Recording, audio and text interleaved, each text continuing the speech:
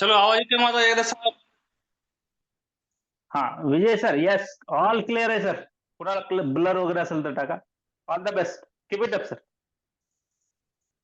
नमस्कार विद्यार्थी मित्रांनो, परत एकदा आपण मिशन टीईटी या प्लॅटफॉर्म वरती एकत्र आलेलो आहोत. कालच्या सेशनला अतिशय उत्स्फूर्त प्रतिसाद आपण सर्वांनी दिला. आज नव्याने पुन्हा एकदा आपल्याला मराठी व्याकरणावरती या ठिकाणी सेशन घ्यायचं आहे. बरेच विद्यार्थी, अरे वा, अतिशय चांगल्या संख्येने उपस्थित आहेत विद्यार्थी आज. राम चांगली सरांनी म्हणजे सर ही 300 कडे गेली होती काल सर, आणि आज सुरुवातीलाच 300 कडे आहे. 281 लोक आहेत बघा. Yes yes, Keep it up, बरेच sir. विद्यार्थी आपल्या अंबोलीमधून आहेत आज. आपल्या सगळ्यांचं मी प्राध्यापक विजय सर मराठी व्याकरणाच्या सेशन मध्ये स्वागत करतो. मित्रांनो, आज आपल्याला बेसिक मराठी ग्रामरचं एक अत्यंत महत्वपूर्ण सेशन घ्यायचं आहे. खरं तर नमस्कार दीपक रणदिवे सर.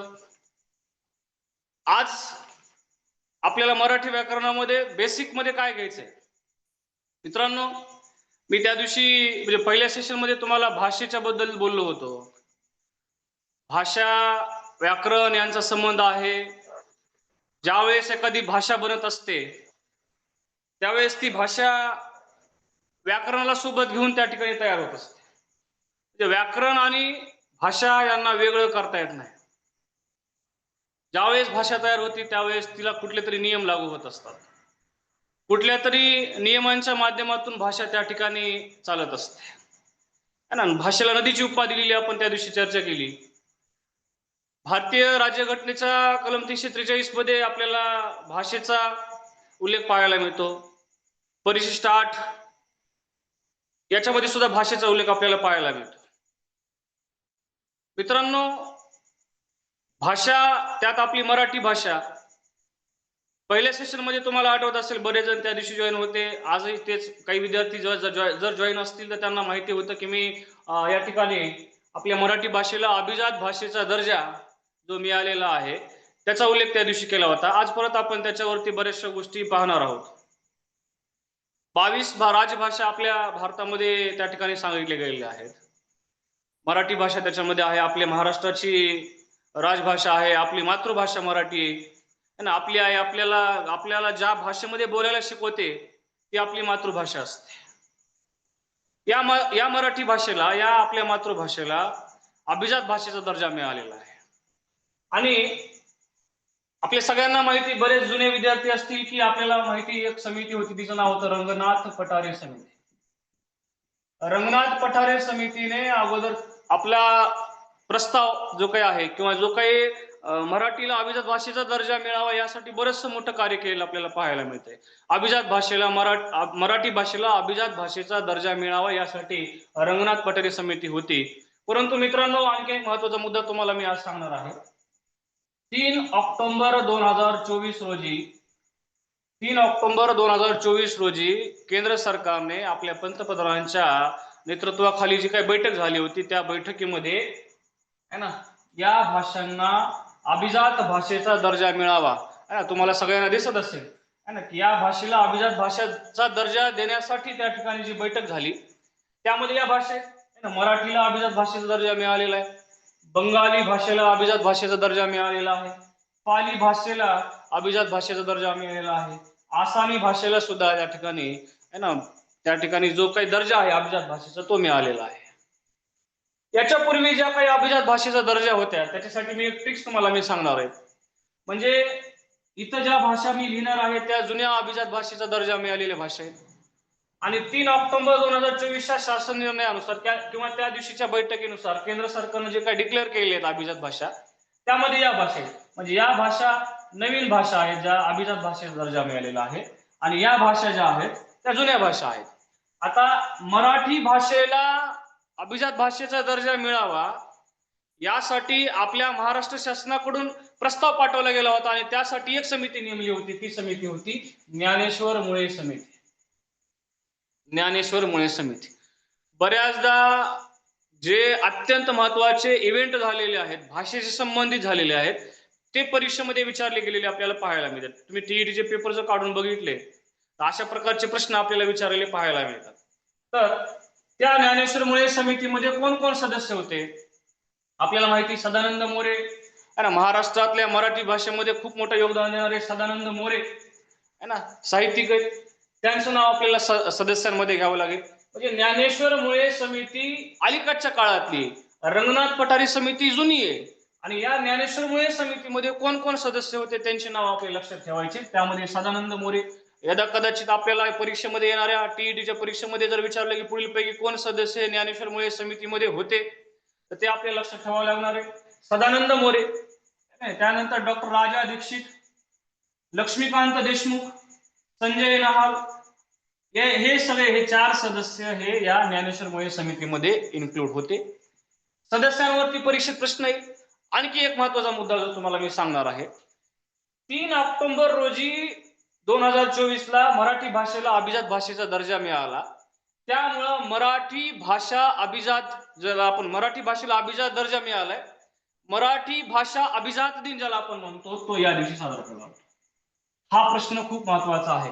हा प्रश्न खूप महत्वाचा आहे ना. मराठी भाषेला ज्या दिवशी अभिजात भाषेचा दर्जा मिळालाय त्या दिवशीच आपण अभिजात दिन साजरा करणार. मराठी भाषा अभिजात दिन, ही तारीख लक्षात ठेवायची. म्हणजे 3 ऑक्टोबर 2024 ही तारीख तुम्ही विसरायची नाही. या तारखेला आपल्या दर्जा मिळालेला आहे, डिक्लेरेशन झाले या तारखेला. लक्षात. आता जुन्या ज्या भाषा होत्या अभिजात भाषा, त्याच्यामध्ये मी ट्रिक्स सांगितली. ती ट्रिक्स काय? आता नवीन भाषा तुम्ही समोर ठेवल्यात तुमच्या, एक नाही. जुन्या भाषांमध्ये त स का ते म ही ट्रिक्स तुम्हाला पाठ करायची, त्या जुन्या अभिजात भाषेचा दर्जा असलेल्या भाषेत. बघा त्याच्यामध्ये तमिळ आहे ना, संस्कृत आहे, संस्कृत, कानडी आहे, कानडी आहे, त्याच्यानंतर तेलुगू आहे, मल्याळम आहे, आणि शेवटीची उडिया नावाची जी भाषा आहे ती आहे. म्हणजे तमिळ, संस्कृत, कानडी, तेलुगू, मल्याळम, उडिया या जुन्या अभिजात भाषेचा दर्जा असलेल्या भाषा आहेत. आणि मराठी, बंगाली, पाली, आसामी या नव्यानं ज्या भाषांना अभिजात भाषेचा दर्जा मिळालाय त्या भाषा आहेत. तर सगळ्यांना ही कन्सेप्ट कळाली असेल, क्लिअर झाली असेल की अभिजात भाषेचा दर्जा, त्या संबंधी असलेली ज्ञानेश्वर मुळे समिती, जुनी रंगनाथ पठारे समिती. तर अशा पद्धतीनं तुम्हाला हा जो काही कंटेंट आहे तो तुम्हाला त्या ठिकाणी पाठ करायचा आहे. बरेच विद्यार्थी आमचे लिहून घेतात किंवा नोट्स त्या ठिकाणी समजून घेतात, तर हा पॉईंट तुम्ही विसरायचा नाही. परीक्षेच्या दृष्टिकोनातून हा पॉईंट अत्यंत महत्वाचा आहे. मला खात्री आहे की सर्वांना हा पॉईंट समजला असेल. थोडंसं पुढे जाऊया आपण मित्रांनो. बघा आपल्याला याच्यामध्ये आता थोडंसं पुढे जावं लागेल सिलेबसला घेऊन. परीक्षेमध्ये जो सिलेबस फोकस केला जातो, परीक्षेमध्ये सर्वाधिक टॉपिक ज्याच्यावरती विचारले जातात, तो पॉइंट किंवा तो कंटेंट मी कालच्या लेक्चरमध्ये तुम्हाला क्लिअर केला आहे की कशावरती आपल्याला जास्त प्रश्न विचारले जाणार आहेत. ठीक आहे. बघा मित्रांनो, आता थोडंसं पुढे जाऊया. आपल्याला माहिती की काल मी सांगितलं होतं वर्णमाला नावाचा घटक आपल्याला अत्यंत महत्वाचा आहे.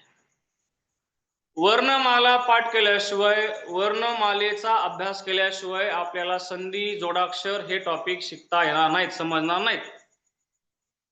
वर्णांच्या बाबतीमध्ये जर आपण बघितलं तर मोरो केशव दामले असं म्हणतात की तोंडावाटे निघणाऱ्या मूलध्वनींना वर्ण म्हणतात.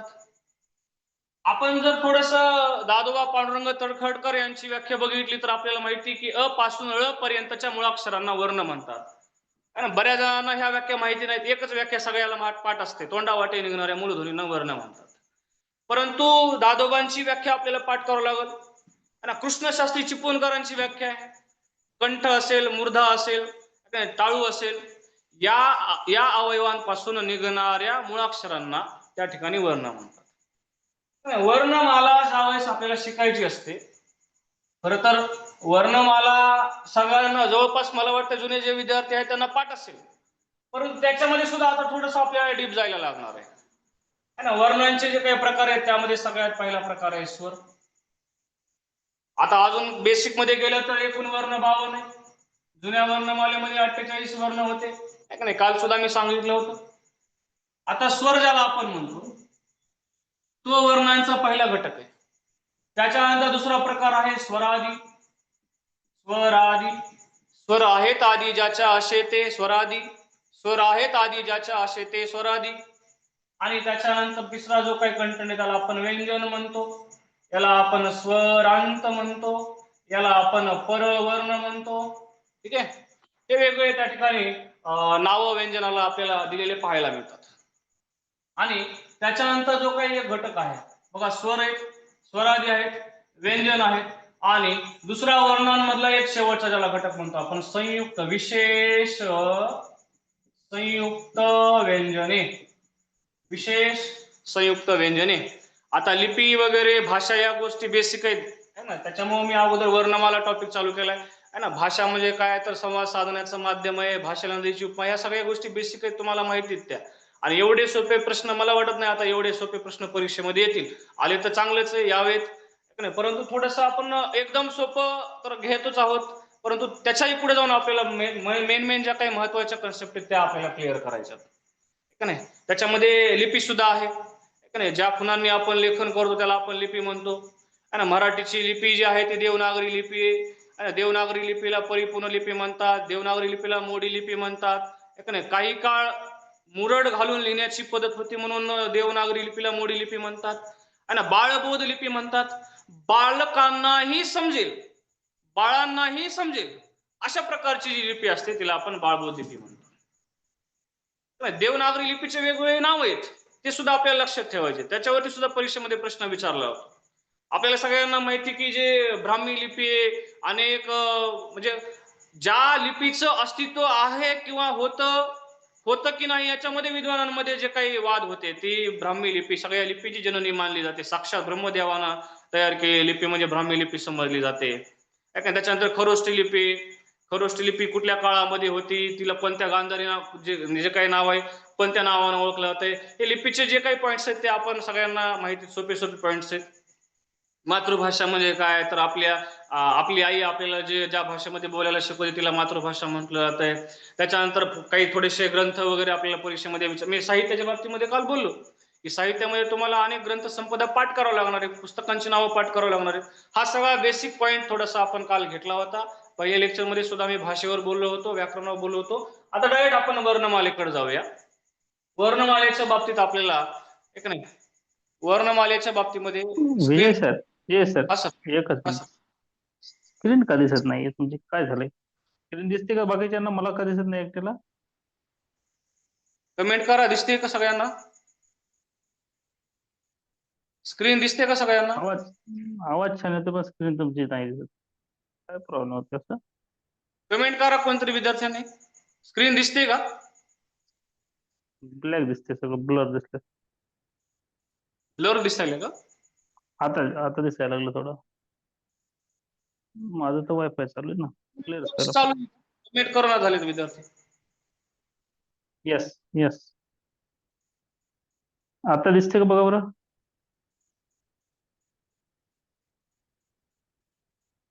कमेंट तुम्हाला फक्त दिसतील, होस्ट आणि को होस्टला कमेंट दिसेल असं चॅट सेटिंग केलेलं आहे. सर्वांना दिसावे, आता मला तुम्ही पण दिसायला लागलं. कमेंट दिसते का सांगा, कमेंट करा, दिसते का सांगा. ब्लर होते जर अजून त्याला काय वायफाय वगैरे जोडलं झालं तर शक्य बघा. डाटा माझा फुल आहे, काय अडचण नाही, वायफाय आहे. ओके, अजून बी पॉज व्हायची तुमची स्क्रीन. ओके ओके, हा ठीक, करा कंटिन्यू. दिसते ना? दिसत. ठीक, चलो.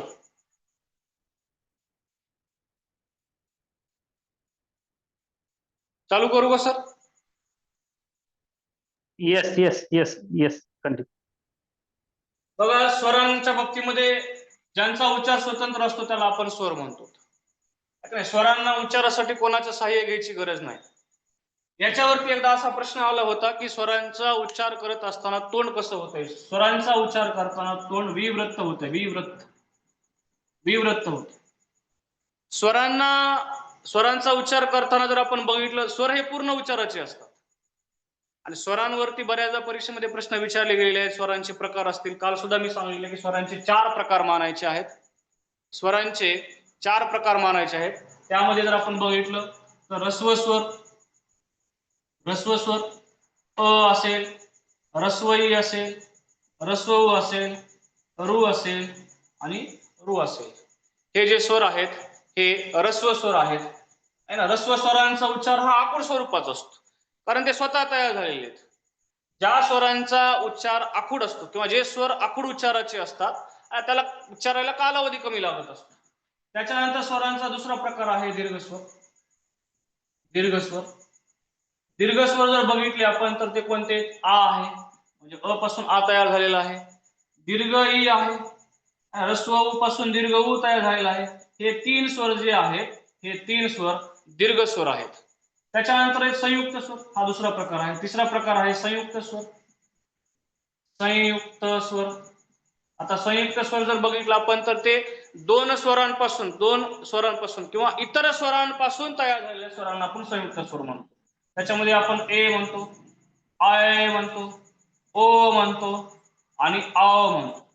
ए, आय, ओ, आव याचा उच्चार करताना काही जण काय ह्याचा पण सेम करतात, ह्याचा पण सेम, म्हणजे या दोघांचाही सेम करतात. याच्या उच्चारापेक्षा याचा उच्चार थोडासा लांबट झाला पाहिजे, म्हणजे ए चा आणि आय चा, ए आय ओ आव अशा प्रकारचा उच्चाराचा झाला पाहिजे मित्रांनो. उच्चाराच्या बाबतीमध्ये बऱ्याचदा याच्यामध्ये कन्फ्युजन करतात किंवा उच्चार व्यवस्थित करत नाहीत. आणि त्याच्यानंतर स्वरांचा जो चौथा प्रकार आहे त्याला आपण म्हणतो इंग्रजी स्वर. इंग्रजी स्वर त्याच्यामध्ये ॲ आणि आ या दोघांचा समावेश होतो. स्वरांच्या बाबतीमध्ये ऱ्हस्व स्वर यांचा उच्चार आखूड होतो है ना, यांचा दीर्घ होतो. संयुक्त स्वरांच्या बाबतीमध्ये परीक्षेमध्ये जो प्रश्न विचारला, संयुक्त स्वर हे दीर्घ उच्चाराचे असतात. संयुक्त स्वर हे दीर्घ उच्चाराचे असतात. आणि आपल्या सगळ्यांना माहिती जे इंग्रजी स्वर आहेत हे इंग्रजी स्वर अरविंद मंगरुळकर यांनी मराठी वर्णमालेमध्ये आणले. मी लिपीबद्दल बोलू लागलो बघा, एक लिपीचा पॉईंट मला आठवला है ना. लिपी म्हणजे काय? ज्या खुणांनी आपण लेखन करतो. स्वरांच्या बाबतीत येणार आहे मूळ मुद्द्यावर येणार आहे. लिपीच्या बाबतीमध्ये एक मुद्दा मी सांगणार होतो तुम्हाला. ज्या खुणांनी आपण लेखन करतो त्याला लिपी म्हणतो. लिपीचे मी बरेचसे प्रकार सांगितले. एक गुरुमुखी लिपी बघा मित्रांनो, कोणाला माहिती का गुरुमुखी लिपी? कशाला म्हणायचं गुरुमुखी लिपी है ना? ज्या पंजाबी भाषेचं खूप मोठ्या प्रमाणामध्ये उत्तर भारतामध्ये अस्तित्व आहे है ना. गुरुओं के मुख से निकले हुए लिपी को, गुरुओं के मुख से निकली हुई लिपी को गुरुमुखी लिपी म्हटलं जातं. म्हणजे मी काय सांगायलो, जशी देवनागरी लिपी मराठी भाषेची आहे ना, बंगाली भाषेची आहे ना, गुजरातची आहे, पालीची आहे ना. बंगाली म्हैस गुजरातला पाली नावाचे ट्रिक्स आमचे विद्यार्थी वापरतात. ज्या ज्या भाषेची लिपी देवनागरी लिपी आहे ना, त्यामध्ये या सगळ्या भाषा मी आता सांगितल्या, बंगाली आहे, गुजराती आहे, पाली आहे, मराठी आहे का नाही. गुजराती म्हैस बंगाली म्हैस गुजरातला पाली, त्या सगळ्यामध्ये जे काही भाषा येतात त्या सगळ्या देवनागरी लिपीच्या भाषा आहेत. आणि मी आता गुरुमुखी लिपी जी सांगितली ती पंजाबी भाषेची लिपी. त्या भाषेमध्ये 32 व्यंजन आहेत. 32 व्यंजने असलेली आमची गुरुमुखी लिपी है ना. गुरुमुखी लिपी. गुरुओं के मुख से निकले हुए लिपी को गुरुमुखी लिपी म्हणतात. हा एक पॉईंट तुम्हाला त्या ठिकाणी लक्षात ठेवायचा आहे. येऊया स्वरांकडं. ऱ्हस्व स्वर जे आहेत ते आखूड उच्चाराचे असतात.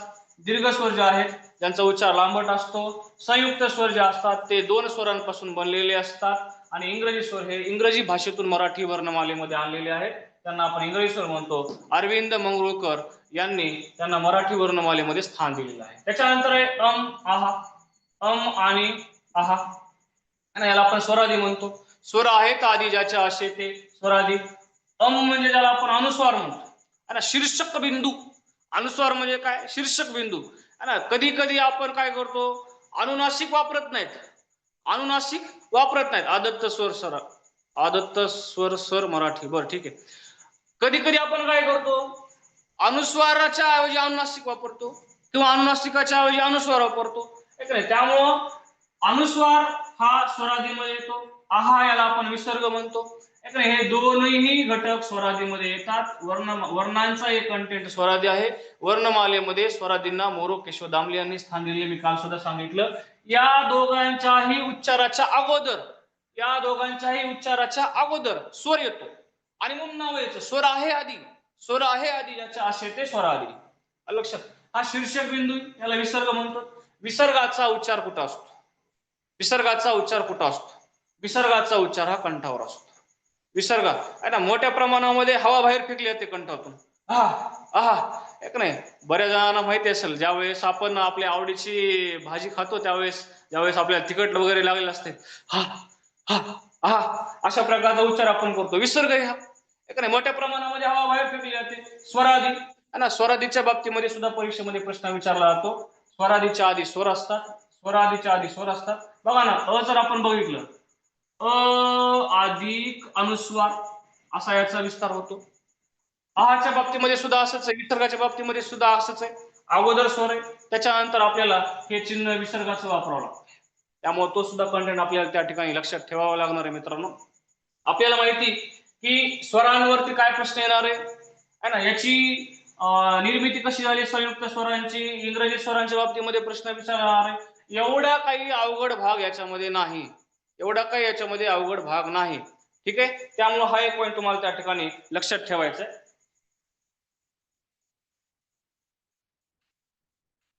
बघा मित्रांनो, मला आणखी एक पॉईंट तुम्हाला महत्वाचा त्या ठिकाणी क्लिअर करायचा आहे. ऱ्हस्व स्वर जे आहेत, ऱ्हस्व स्वर, ऱ्हस्व स्वरांचा जो उच्चार असतो तो आखूड असतो. ऱ्हस्व स्वरांचा जो उच्चार असतो तो आखूड असतो. आखूड स्वराला त्या ठिकाणी मराठीमध्ये निभृत म्हणतात. निभृत हा प्रश्न बऱ्याचदा रिपीट झालेला आहे. आखूड उच्चाराला, आखूड उच्चाराला, आखूड उच्चाराला त्या ठिकाणी निभृत या नावाने त्या ठिकाणी ओळखलं जातं. आता दीर्घ स्वर आहेत, दीर्घ स्वरांचा उच्चार कसा होतो? लांबट होतो. आणि लांबट उच्चाराला त्या ठिकाणी समृत या नावाने ओळखलं जातं. समृत. आखूड उच्चाराला निवृत्त म्हणायचं, लांबट उच्चाराला समृत म्हणायचं. आता थोडस ए, आय, ओ आणि औ यांच्या बाबतीत आपण बघूया. बघा, याची उत्पत्ती ज्यावेळेस झाली, आता इकडचे सगळे हे जे काही स्वर आहेत, हे बघा, हे ऱ्हस्व स्वर सोडतात, कारण हे सिद्ध स्वर आहेत. काल पण सांगितलं मी तुम्हाला की जे स्वयंभू असतात, जे स्वतः तयार झाले असतात, त्यांना सिद्ध स्वर म्हणतो. जे इतर स्वरांपासून बनलेले आहेत त्यांना साधित स्वर म्हणतात. आता हा सगळा जो काही बॉक्स आहे बघा, हे 5 सोडून इकडचे सगळे जे काही स्वर आहेत ते कुठल्या ना कुठल्या तरी स्वरांपासून तयार झाले, किंवा इंग्रजी भाषेतून आलेले, मराठी भाषेतले स्वतः तयार झाले 5 स्वर आहेत नाही, 1 2 3 4 5. या स्वरांना आपल्याला विसरून चालणार नाही, एक नाही. हे जर स्वर आपण बघितले तर यांना स्वयंभू म्हणावं लागेल. स्वयंभू काय म्हणावं लागेल? स्वयंभू म्हणावं लागेल. ठीक आहे, याच्यामध्ये आपल्याला आणखी एक ऱ्हस्व स्वरांच्या बाबतीमध्ये जर आपण बघितलं, काही जणांचं म्हणणं असतं की हे 3च प्रकार आहेत. 3 प्रकार नाही घ्यायचे, 4 प्रकार घ्यायचे, स्वरांचे 4 प्रकार सांगायचे. ठीक आहे, आपण मी संयुक्त स्वरांच्या बद्दल बोलू लागलो. ज्यावेळेस एची उत्पत्ती होते, एची उत्पत्ती होते त्यावेळेस अ अधिक ह्रस्वई किंवा दीर्घई आपल्याला घ्यावं लागते. एची उत्पत्ती ज्यावेळेस झाली त्यावेळेस आपल्याला अ अधिक ह्रस्वई किंवा दीर्घई घ्यावं लागेल. त्याच्यानंतर आय बरोबर आ अधिक ह्रस्वई किंवा दीर्घई घ्यावं लागेल. त्याच्यानंतर अ बरोबर अ अधिक ह्रस्व किंवा दीर्घ घ्यावं लागेल.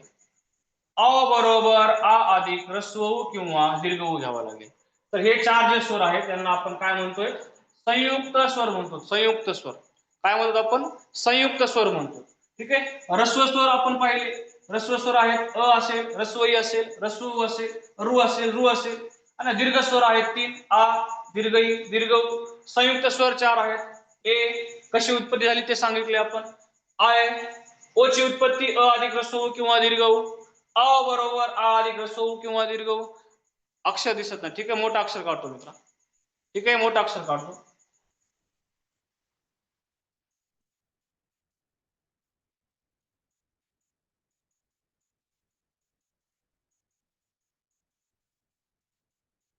बघा, स्वर स्वर आपल्याला शिकायचे.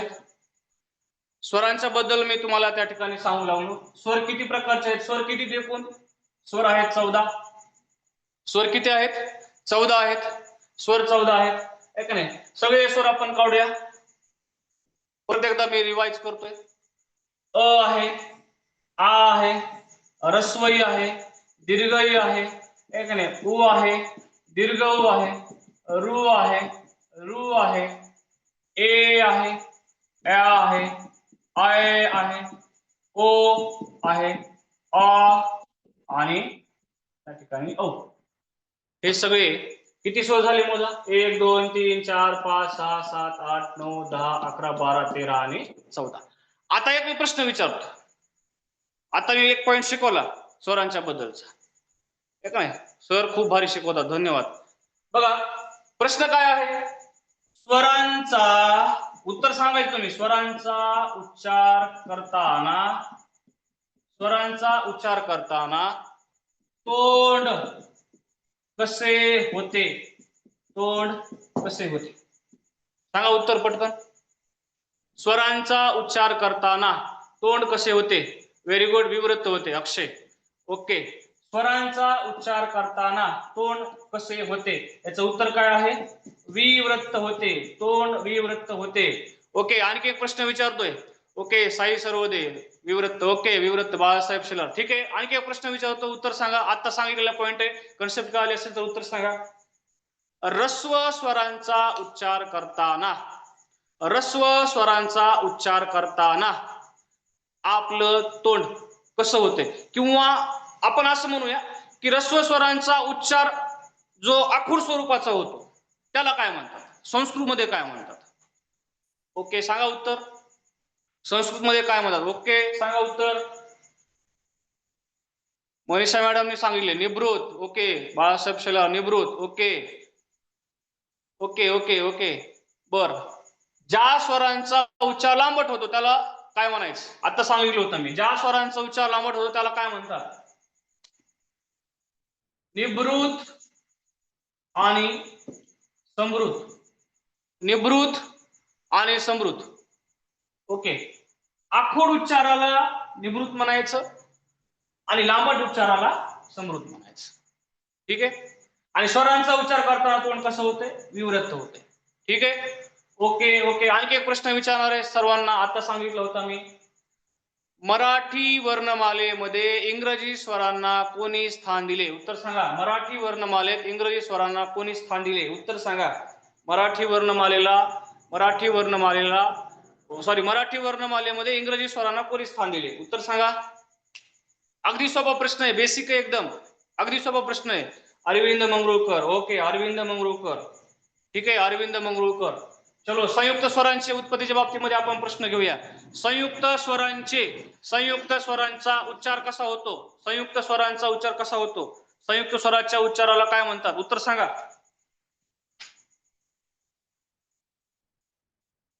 संयुक्त स्वरांचा उच्चार कसा असतो असा प्रश्न विचारलाय. ओके, दीर्घ होतो. ओके, बरं. आणखी एक प्रश्न विचारतो, मी शिकवला नाही पण प्रश्न विचारतो. एक नाही, कारण आपल्याला प्रश्न सोडवायचे. दीर्घ होतो. संयुक्त स्वरांची उत्पत्ती कोणी सांगितली? प्रश्न विचारलाय, संयुक्त स्वरांची उत्पत्ती कोणी सांगितली?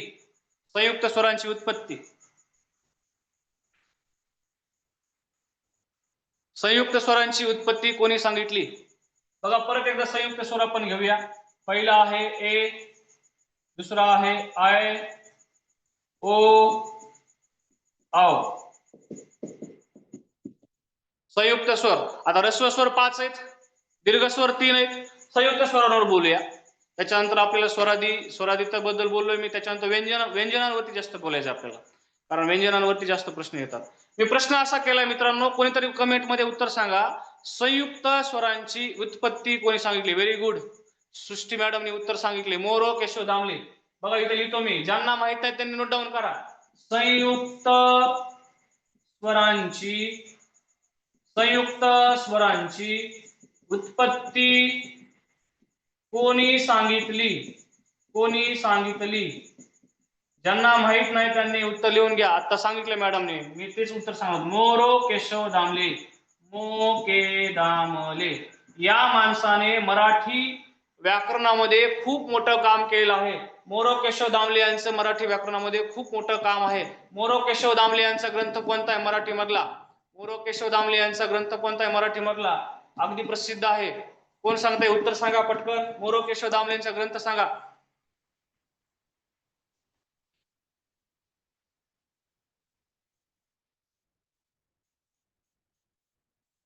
कोण सांगताय? उत्तर सांगा. मोरो केशव दामले यांचा मराठी मधला अत्यंत महत्वाचा जो काही ग्रंथ आहे, शास्त्रीय मराठी व्याकरण. शास्त्रीय शास्त्रीय मराठी व्याकरण, शास्त्रीय मराठी व्याकरण नावाचा ग्रंथ त्यांनी लिहिला आहे. इसवी सन सांगू शकत असेल तर सांगा, कोणता ग्रंथ मोरो केशव दामले यांनी लिहिलाय? शास्त्रीय मराठी व्याकरण. शास्त्रीय मराठी व्याकरण नावाचा ग्रंथ मोरो केशव दामले यांनी लिहिला आहे. या माणसाने मराठी व्याकरणामध्ये खूप मोठं काम केलंय. त्यांच्यामुळे यांनी कशाची उत्पत्ती सांगितली ते सगळं पाठ करायचं. Very good. 1911. बर, यांनी कशाची उत्पत्ती सांगितली ते सगळं पाठ करायचं मित्रांनो, कारण याच्यावरती परीक्षेमध्ये प्रश्न विचारले जातात. एक नाही, संयुक्त स्वरांची उत्पत्ती सुद्धा मोरो केशव दामले यांनी त्या ठिकाणी सांगितलेली आपल्याला पाहायला मिळते. आपण हे स्वर कसे आहेत, कसे तयार झाले ते डबल एकदा घेऊया. मगाशी फंट लहान होता असं कोणीतरी कमेंट केली म्हणून आपण डबल एकदा घेतलेले. ए बरोबर अ अधिक रस्वई किंवा दीर्घई आहे ना. याची उत्पत्ती कधी झालेली? बहुतेक ना 1911 उत्तर आहे. कोणतरी कमेंट केलेली आहे की बहुतेक 1911. परफेक्ट उत्तर सांगितले तुम्ही. अय बरोबर आ अधिक रस्वई किंवा दीर्घई. ओ बरोबर अ अधिक रस्वऊ किंवा दीर्घऊ. अ बरोबर आ अधिक रस्वऊ किंवा दीर्घऊ. अशी या चार स्वरांची निर्मिती झालेली आहे. मित्रांनो, हे चार स्वर अत्यंत महत्वाचे आहेत. कोणता स्वर कोणत्या स्वरांपासून तयार झाले हे स्वतः तयार झाले का? हे स्वतः तयार झालेले नाहीत. हे कुठल्या तरी दोन स्वरांपासून तयार झालेले आहेत. कुठल्या तरी दोन स्वरांपासून तयार झाले. एक प्रश्न देतो, सर्वांनी सोडवा. प्रश्न बघूया. प्रश्न घ्या मित्रांनो, प्रश्न घ्या. आधुनिक वर्णमालेमध्ये क्ष आणि ज्ञ या दोन वर्णांना कोणी स्थान दिले आहे? उत्तर सांगा.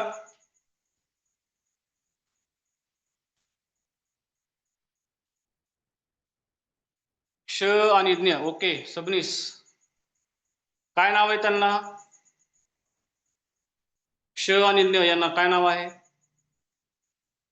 विशेष संयुक्त व्यंजने. ओके, विशेष संयुक्त व्यंजने. ठीक आहे. आणखी एक प्रश्न घ्या सर्वांनी. स्वरांचे प्रकार किती? 3 सांगायचं का 4 सांगायचं? स्वरांचे प्रकार किती? 3 सांगायचं की 4? सजातीय स्वर, विजातीय स्वर घेणार आहे मॅडम. कोणी कमेंट केली त्यांना सांगणं. ओके, 4 सांगायचं. ठीक आहे, स्वरांचे प्रकार 4 सांगायचे. ठीक आहे, ओके. चलो, बऱ्याच विद्यार्थ्यांनी कमेंट केलेली. उच्चार स्थानापासून स्वरांचे जे प्रकार पडतात त्याला आपण सजातीय स्वर आणि विजातीय स्वर म्हणतो. ज्या सजातीय स्वरांच्या जोड्या आहेत त्या जोड्या आपण घेऊया इथं.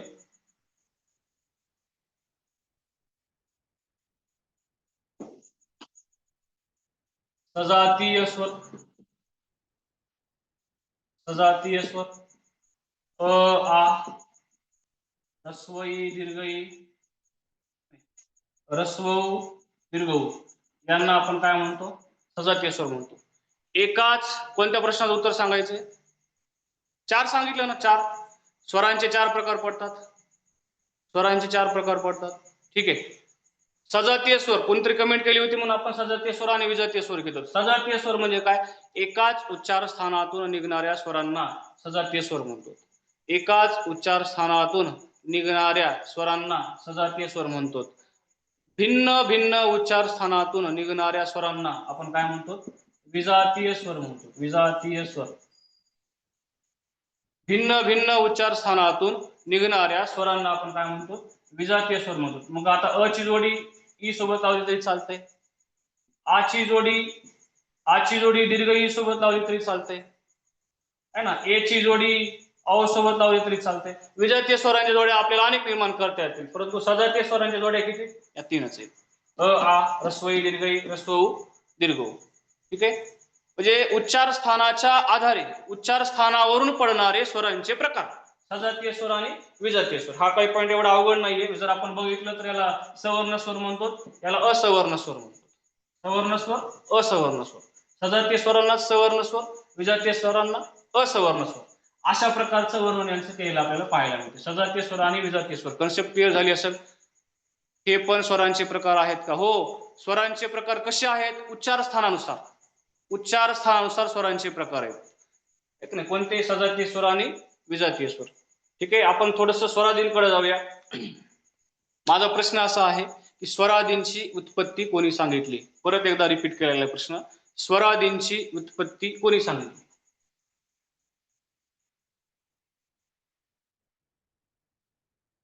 स्वरादींची उत्पत्ती कोणी सांगितली? मोरोनी, मोके दामले, ओके. मोरो केशव दामले, ओके. मोरो केशव दामले, ठीक आहे.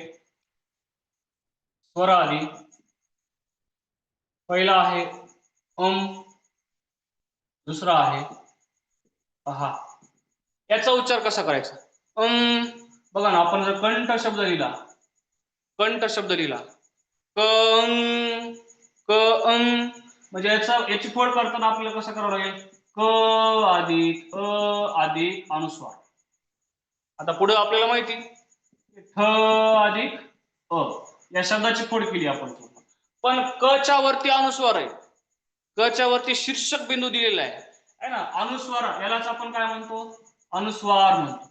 यालाच आपण काय म्हणतो? शीर्षक बिंदू म्हणतो, शीर्षक बिंदू. आणि या दोघांना वर्णमालेमध्ये स्थान कोणी दिले किंवा उत्पत्ती यांची कोणी सांगितली तर मोरो केशव दामले, मोके दामले, मोके दामले. एवढ्या गोष्टी आपल्याला त्या ठिकाणी लक्षात घ्याव्या लागतील. मी आता सांगितलं होतं की मोरो केशव दामले यांचं योगदान खूप मोठे, त्यांनी खूप मोठं काम केलेलं आहे मराठी व्याकरणामध्ये आहे ना. स्वरादींना सुद्धा त्या ठिकाणी स्वरादींची उत्पत्ती सुद्धा त्यांनी सांगितलेली, हे सुद्धा पॉईंट आपल्याला त्या ठिकाणी समजून घ्यावा लागणार आहे. अनुस्वार, अनुस्वाराच्या अगोदर स्वर येतो, विसर्गाच्या अगोदर सुद्धा स्वर येतो. बघा, विसर्गाच्या बाबतीमध्ये एक उदाहरण घेऊया.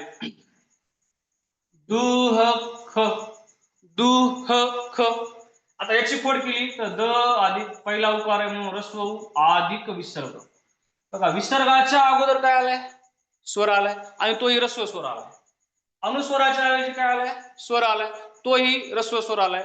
मला सांगायचं काय की अनुस्वराच्या अगोदर, अनुस्वराच्या अगोदर किंवा विसर्गाच्या अगोदर शक्यतो नेहमी रस्व स्वर येतो, रस्व स्वर येतो, रस्व स्वर. हा एक पॉईंट आपल्याला त्या ठिकाणी समजून घ्यायचा आहे. कशाच्या आधी? अनुस्वराच्या अगोदर आणि विसर्गाच्या अगोदर नेहमी काय येतो? रस्व स्वर येतो. हे दोन पॉईंट आपल्याला त्या ठिकाणी समजून घ्यायचे. तर मला वाटतंय की स्वरादी हा जो काही पॉईंट आहे तो कन्सेप्ट ही जी काही आहे ती क्लिअर झालेली असेल. स्वरादींच्या बाबतीमध्ये मोरो केशव दामले यांचं नाव विसरायचं नाही. स्वरादीच्या अगोदर स्वर येतो म्हणून त्याला स्वरादी म्हटलेले. स्वरावर स्वार असलेले, स्वरावर स्वार असलेले है ना, त्याला आपण स्वरादी म्हणतो. स्वरावर स्वार, स्वरांवरती स्वार असलेल्यांना आपण काय म्हणतो? स्वरादी म्हणतो. स्वर आहेत आधी ज्यांच्या, स्वर आहेत आधी ज्यांच्या असे ते स्वरादी. ठीक आहे, स्वरादीच्या बाबतीमध्ये कन्सेप्ट क्लिअर झाली. दोन प्रश्न घेऊया आपण स्वरादींच्या बाबतीतले. पहिला प्रश्न घ्या, पहिला प्रश्न घ्या. स्वरादींच्या पूर्वी कोणता स्वर येतो? उत्तर सांगा.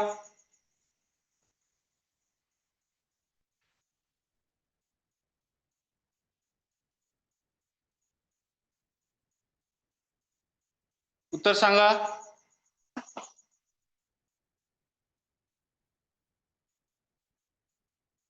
रस्व, ओके ओके. अनुस्वराला, आणखी एक प्रश्न, अनुस्वराला डॅश डॅश म्हणतात.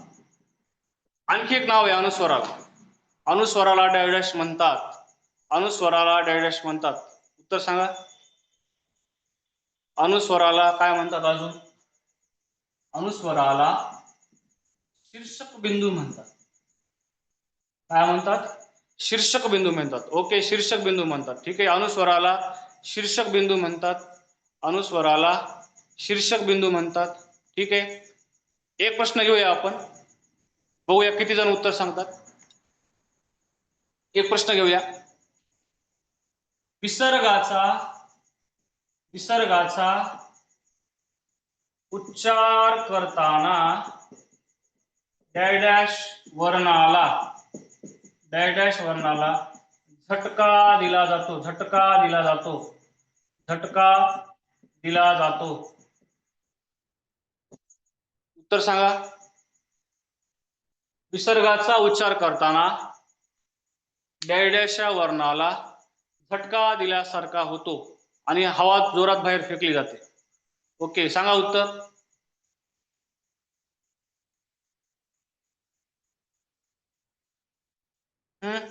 ओके.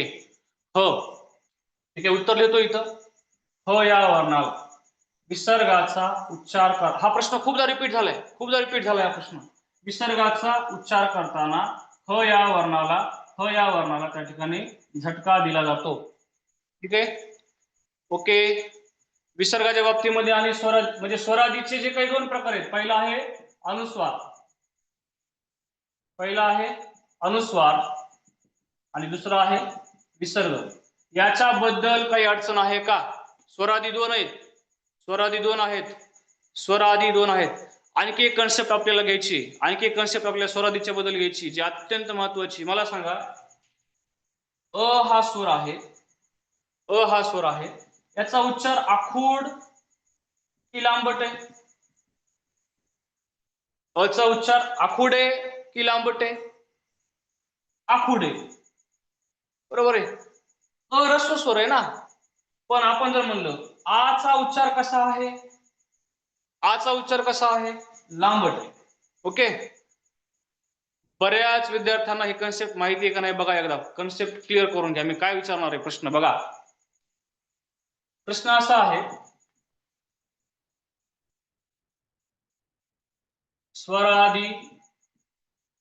स्वरादींचा उच्चार कसा असतो? स्वरादींचा उच्चार कसा असतो? आखूड असतो का लांबट असतो? आखूड असतो का लांबट असतो? लांबट म्हणजे दीर्घ. ओके लांबट. ठीक आहे. बघा, अची फोड होणार आहे का? अची फोड होणार नाही. अचा उच्चार आखूड आहे, तो स्वतः तयार झालेला आहे. आचा उच्चार लांबट आहे. एक नाही, आचा उच्चार करताना जास्त वेळ लागायला, लांबट व्हायला उच्चार. तसंच मला सांगा बघा, ज्या वेळेस अनुस्वार वापरायचा आहे त्यावेळेस याची फोड कशी होणार आहे? अधिक अनुस्वार, म्हणजे आधी म्हणायचंय, त्याच्यानंतर अनुस्वाराचा उच्चार करायचा. याचा उच्चार कुठून होतो? नाकातून होतो.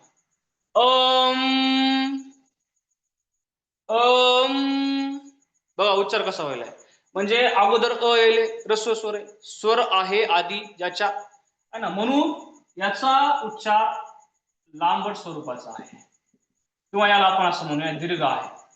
स्वरादीचा उच्चार दीर्घ स्वरूपाचा असतो. त्याचबरोबर अहाचं सुद्धा तसंच आहे का नाही? अधिक विसर्ग, याचा उच्चार आधी करायचा, पुन्हा याचा करायचा. आपण याचा उच्चार करताना काही करायचं का लांबट? काही नाही, फक्त सिंपली म्हणायचे. इथं म्हणायचे, पुन्हा हवा बाहेर सोडायची तोंडातली. ठीक आहे. त्याच्यामुळे या दोघांचा उच्चार कसा होणार आहे? लांबट किंवा दीर्घ स्वरूपाचा होणार आहे. ठीक आहे. समजलं स्वरादी? कमेंट करा कोणतरी. समजलं का? ओके, समजलं का स्वरादी? ठीक आहे. ओके, आपण व्यंजन चालू करूया.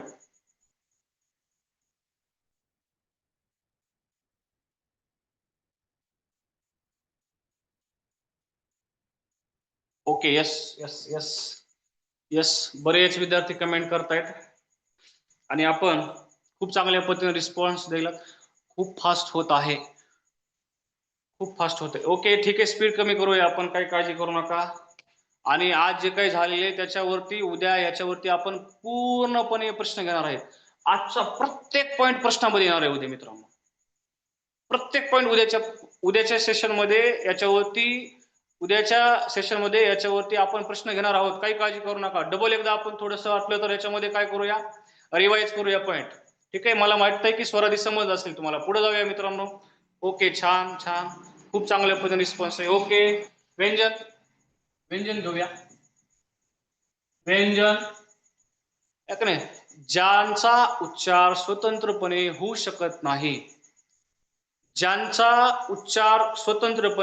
शकत नाही, जे स्वरांवर अवलंबून असतात, काय ज्यांच्यामध्ये स्वर मिसळल्याशिवाय त्यांना अक्षरत्व प्राप्त होऊ शकत नाही, है ना, त्यांना आपण व्यंजन म्हणतो. है ना, स्वरांशिवाय त्यांचं अस्तित्व पूर्ण होऊ शकत नाही, म्हणून त्याला आपण स्वरांत म्हणतो. स्वरांत. स्वर आहेत आत, स्वर आहेत आत, म्हणून त्याला आपण स्वरांत म्हणतो. है ना, व्यंजनांचा व्यंजनांचा पाय मोडला जातो. फॉर एक्झाम्पल क, ख, क, ख, ग, घ आणि याला म्हणायचं न. बघा, या सगळ्यांचे पाय मोडलेत. व्यंजनांचा उच्चार अपूर्ण असतो, म्हणून त्या ठिकाणी आपण त्यांचे पाय मोडतो. व्यंजनांचे पाय लिहून त्या ठिकाणी लेखन केलं जाते, म्हणून त्यांना आपण हल म्हणतो. हल हल म्हणतो. हल, है ना. व्यंजने पूर्णपणे स्वरांवर अवलंबून असतात, म्हणून त्याला परवर्ण म्हणतो. एवढे नाव व्यंजनाचे बाळांनो, मित्रांनो, आपल्याला लक्षात ठेवायचे. काय काय नाव आहेत? व्यंजन आहे, स्वरांत आहे, हल आहे, परवर्ण आहे. एवढे नाव आपल्याला व्यंजनांचे त्या ठिकाणी पाठ करायचे. आणि व्यंजन किती देखून? व्यंजन किती देखून? बरेच जण 36 सांगतील. व्यंजन किती देखून? एक प्रश्न विचारतो. 25. चैतन्य बाळा, हे 25 स्पर्श व्यंजन सांगतोय. मी एकूण व्यंजन विचारतो तुम्हाला, तुम्ही स्पर्श व्यंजनांची संख्या सांगायला. कोणतरी 52 कमेंट केली. एकूण वर्णांची संख्या नाही विचारली. 36. ओके, 36 उत्तर आहे का? 34. व्यंजने किती आहेत? व्यंजने किती आहेत? 34. ओके, अजून करा कमेंट. अजून 34. ओके, अजून बघा, एक प्रश्न विचारतो मगाचा. गुरुओं के मुख से निकले हुए लिपि को गुरुमुखी लिपी कहते हैं. मग गुरुमुखी लिपीचे व्यंजन किती सांगितले होते मगाशी मी? उत्तर सांगा. गुरुमुखी लिपीत किती व्यंजने आहेत? 32. Very good. व्यंजने विचारतो. अश्विनी मॅडम, व्यंजन विचारलेत मी. 32. ओके, गुरुमुखी लिपीमध्ये 32 व्यंजन आहेत. मगाशी सांगितलं होतं मी. कोणत्या भाषेची लिपी गुरुमुखी लिपी? कोणत्या भाषेची लिपी आहे गुरुमुखी लिपी? गुरुमुखी लिपी कोणत्या भाषेची लिपी आहे? पंजाबी. Very good. ठीक आहे, समजली तुम्हाला कन्सेप्ट? सगळे व्यंजन आपण लिहून काढूया.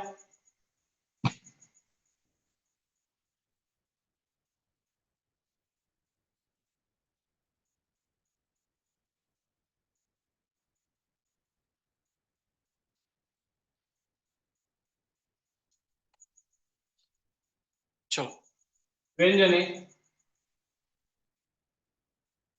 एकूण 34 आहेत. यांचे नाव पाठ करा. उद्याच्या लेक्चरमध्ये, उद्याच्या सेशन मध्ये मी तुम्हाला यांची नावं विचारणार आहे, यांचे इतर नावं विचारणार आहे. ठीक आहे, व्यंजन आहे 34. ठीक आहे, व्यंजनांमध्ये जर आपण बघितलं तर आपल्याला थोडीशी ट्रिक्स बघावी लागेल. नाही, ट्रिक्स बघावी लागेल. क, स, त, त आणि प, है ना. व्यंजनांमध्ये अगोदर 25 व्यंजन काढूया जे स्पर्श व्यंजन आहेत. त्यांना स्फोटक म्हणतात, त्यांना वर्गीय व्यंजन म्हणतात. नाही, स्पर्श व्यंजन लिहितोय मी. स्पर्श व्यंजने जे 25 आहेत, या 34 पैकी स्पर्श व्यंजन लिहितोय मी अगोदर. बघा, क, च, ट, त, प. हा पहिला वर्ग लिहिलाय आपण. क, ख, ग, घ, न. नाही, सगळ्यांचे पाय मोडावे लागतील, कारण हे व्यंजन आहेत. च, छ, द, ध, न. ओके, ट, ठ, ड, ढ, बाणाचं न, त, थ, द, ध आणि नळाचं. ठीक आहे, त्याच्यानंतर प, फ, ब, भ आणि म. या 34 व्यंजनापैकी मी स्पर्श व्यंजन लिहिली. क, ख, ग, घ, न, च, छ, ज, झ, न. या सगळ्यांना मी न का म्हणायलोय? कारण हे अनुनासिक आहेत मित्रांनो. हे काय आहेत? अनुनासिक आहेत. अनुनासिके म्हणजे मगाशी जे आपण शीर्षक बिंदू बघितला ना, म्हणजे कंठ हा शब्द आहे. तर क वरचा जर अनुस्वार काढायचा असेल तर कच्या गटातला म्हणजे कच्या पुढे ठ आले, कच्या पुढे ठ आले, ठच्या गटातला अनुनासिक कोण आहे बघा. ठ कुठे? ट ट ठ ड ढ न, हे ठ आहे सॉरी. याच्या गटाला न काढावं लागेल, तो इथं टाकावा लागेल. कंठ असं लिहावं लागेल आपल्याला. याला स्पष्टोच्चारित अनुनासिक म्हणतात. अनुस्वराच्या ऐवजी अनुनासिक टाकल्यास त्याला स्पष्टोच्चारित अनुनासिक म्हणतात. बघा 25 व्यंजन लिहिलेत मी आणि याला स्पर्श व्यंजन म्हणायचं. काय म्हणायचंय? स्पर्श व्यंजन म्हणायचं. आता थोडस समजून घ्या. आता आपल्याला या ठिकाणी दुसरा प्रकार व्यंजनांचा बघायचा आहे. दुसरा प्रकार त्या ठिकाणी व्यंजनांचा बघायचा आहे. तो काय आहे? अर्धस्वर. य, र, ल, व हे चार काय आहेत? हे चार आहेत अर्धस्वर. हे चार आहेत अर्धस्वर. आणि हा व्यंजनांचा दुसरा प्रकार आहे ना अर्धस्वर. अर्धस्वराच्या बाबतीमध्ये बऱ्याचदा परीक्षेमध्ये प्रश्न विचारला गेलेला आहे. अर्धस्वरांच्या बाबतीमध्ये बऱ्याचदा परीक्षेमध्ये प्रश्न विचारला आहे. अर्धस्वर किती? अर्धस्वर 4 आहेत. अर्धस्वर किती? 4 आहेत. व्यंजनांचा जो पुढचा प्रकार आहे, पहिले स्पर्श व्यंजन बघा. 25 आणि 4 26, 27, 28, 29 म्हणजे 29 व्यंजन मी आता लिहिली तिथं. त्याच्यानंतर उष्मे श, श, स यांना आपण काय म्हणतो? सितकार म्हणतो किंवा घर्षक म्हणतो. त्याच्यानंतर आता हा तिसरा प्रकार आहे. हा दुसरा, हा पहिला दुसरा तिसरा है ना. स्पर्श व्यंजने, अर्धस्वर आणि उष्मे है ना. उष्मे किती? 3 आहेत. सितकार किती? 3 आहेत. घर्षक किती? 3 आहेत. म्हणजे उष्म्यांना वेगवेगळे नाव आहेत. उष्मे, सितकार है ना. कालिलकरांनी याला सितकार नाव दिलेले. त्याच्यानंतर व्यंजनांचा पुढचा प्रकार, पहिला प्रकार स्पर्श व्यंजने, दुसरा प्रकार अर्धस्वर, तिसरा उष्मे. श श श श स ह याला आपण महाप्राण म्हणतो. याला आपण महाप्राण म्हणतो. ह ला आपण महाप्राण म्हणतो. आणि त्याच्यानंतर शेवटचा जो आहे तो आहे ळ. याला आपण द्रविडियन वर्ण म्हणतो. द्रविडियन वर्ण म्हणजे हा चौथा प्रकार आणि हा पाचवा प्रकार. याला स्वतंत्र वर्ण सुद्धा म्हणतात है ना. किंवा त्याला द्रविडियन वर्ण सुद्धा म्हणतात. म्हणजे जो वर्ण द्रविडियन भाषेतून आलेला आहे त्याला आपण द्रविडियन वर्ण म्हणतो किंवा स्वतंत्र वर्ण म्हणतो. तर अशी आपली वर्णमाला आहे. याच्यामध्ये व्यंजन आपण लिहिलेले 34 व्यंजन आहेत है ना. ही पहिली पंगत आहे, दुसरी पंगत आहे, तिसरी पंगत आहे, चौथी पंगत आणि पाचवी पंगत. अनुनासिकाची कितवी पंगत आहे? पाचवी पंगत आहे. म्हणजे पंगत म्हणजे मी मजेशीरपणे सांगतोय की पाच वर्ग आहेत. स्पर्श व्यंजन 5 वर्गामध्ये इन्क्लूड झालेले. त्यातला शेवटचा वर्ग जो आहे तो अनुनासिकांचा आहे. ड त्र न न म. ड त्र न न म म्हणण्याच्या ऐवजी प्रत्येकाला न म्हणायचं. कारण आपण तो कशासाठी वापरलोय? शीर्षक बिंदू काढतो आणि अनुनासिक टाकतो. म्हणून प्रत्येकाला त्या ठिकाणी न अशा प्रकारचा उच्चार करायचा. अनुनासिकांना ड त्र न न म म्हणायचं नाही, त्याला प्रत्येकाला न म्हणायचं. ओके. कठोर आणि मृदू सांगा सर. ठीक आहे. व्यंजनांच्या बाबतीमध्ये बराचसा भाग आपला राहिला आहे, तो आपण उद्याच्या लेक्चरमध्ये कंटिन्यू करूया. राम सर 10:40च्या जवळपास वेळ झालाय. कंटिन्यू. ओके. नाही, मला असं वाटतं की थांबायला हवं. बराच वेळ झालाय. उद्याच्याला पुन्हा आपलं सेशन आहे. पुन्हा सर्वांना सांगतो की तुम्ही सर्वांनी अभ्यासाला लागायचे. ज्यांनी टेस्ट सिरीजला जॉईन केलेलं आहे त्यांनी सर्व टेस्ट रोजच्या रोज सोडवायच्या. आजच्यासाठी थांबूया आणि उद्याच्याला बरोबर 9 वाजता आपण सर्वजण भेटूया. काही अडचण असेल तर तुमचे माईक चालू करून देतो मी 1 मिनिटासाठी, पण हे सर्वांचे माईक चालू होतात. त्यामुळं bye bye, see take care, good night, शुभरात्री. Good night. राम सर आम्ही क्लास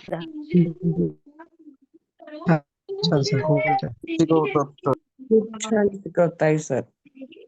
तुम्ही शुभरात्री. शिकवता विजय सर. लहान मुलांसारखा खूप आनंद होत आहे आमचा.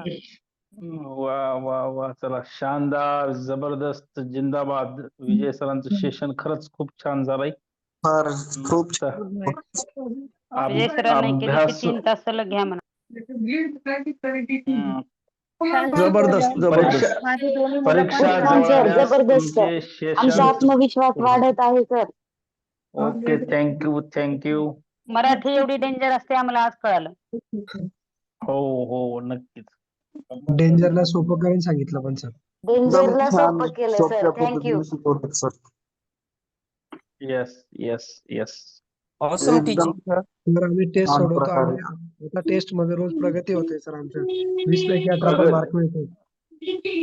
येस येस, टेस्टमुळे प्रगती होते. दररोज थोडं थोडं थोडं का असं नको, आपल्या आपल्या वेळेनुसार तुम्हाला सोडवता येईल, प्रत्येक विषय सोडवता येईल, खूप चांगली गोष्ट आहे. आपल्या टेस्ट विषयी तुम्ही तुमच्या शिक्षकांच्या परिघामध्ये देखील चर्चा करावी. त्यांना आपल्या टेस्ट सिरीजच्या ग्रुपला जॉईन करायला सांगा. परिणामाला टेस्ट खूप छान आहे सर आपली. हो हो, 5वी आणि 8वी स्कॉलरशिपवर बेस्ड आहेत त्या सर्व टेस्ट. हो हो आणि हो. आपण दुसरी आपण अजून आहे टेस्ट बघा आपली. मराठीचे बनवणार. हो. मराठीचे 30 टेस्ट ऑलरेडी तयार आहेत. दुसरे आपण किमान 30 बनवण्याचा विचार करत आहोत. किशोर सरांनी ते काम त्यांच्या हाती घेतलेलं आहे. सध्या आजारी असल्यामुळे किशोर सर जरा 2-4 दिवस वेळ लागेल, पण पुन्हा टेस्ट 30 आणि दुसऱ्या 30 अशा 60 मराठीच्या टेस्ट बनवण्याचा विचार आमचा आहे.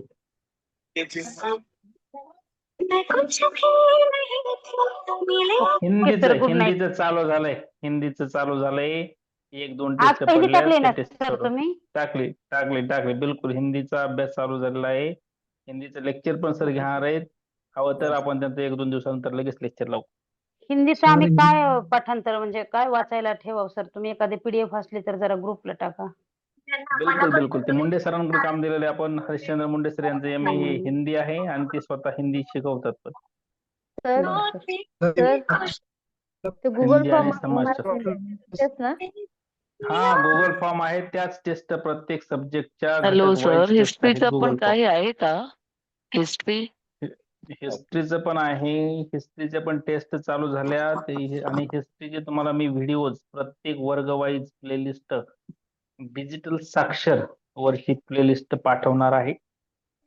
अगोदर ओके सर, रुटीनला थँक्यू. सुरुवात होईपर्यंत तुम्ही मराठीपासून सोप्याकडून अवघडाकडे जाऊया. मराठी मानसशास्त्र या सोप्या विषयाला सध्या हात घाला, त्याचा अभ्यास करा. सर ह्या टेस्ट आपल्याला हळूहळू आपण अवघडाकडे ज्या ग्रुपवर येतात त्याच टेस्ट ना सर, का वेगळा हे आहे त्याचं गुगल फॉर्म आहे? गुगल फॉर्म्स आहे. तुम्ही ग्रुपवर टेस्ट गुगल फॉर्म मध्येच येतात. तुम्ही नीट बघा ना, कोणत्या टेस्ट म्हणताय ज्या तुम्ही आहेत दुसऱ्या? तेवढेच टेस्ट ना सर, म्हणजे रोज एक एक दोन नाही नसतात नाही, तेवढेच ना? ग्रुपवर येणार ना सर ना? बरोबर. ग्रुपवर येणार का सर? ग्रुपवरच येतात फक्त. ते आपल्या टेस्ट सिरीजच्या ग्रुपवरच पाठवतात आपण. नाही ओके तेवढेच ओके. टेस्ट ना सर, म्हणजे वेगळं मग- काही नाही ना, म्हणजे दुसऱ्याकडे नाही जात ना ते टेस्ट, असं मला विचारायचंय.